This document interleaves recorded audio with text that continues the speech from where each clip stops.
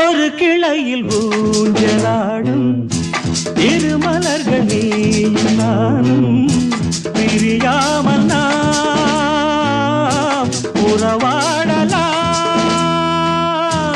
ஒரு விழியில் காயம் என்றால் மறுவிழியும் கண்ணீர் சிந்தும். உனக்காக நான், எனக்காக நீ,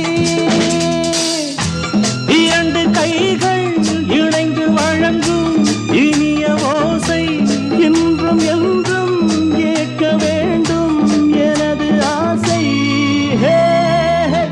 நண்பனே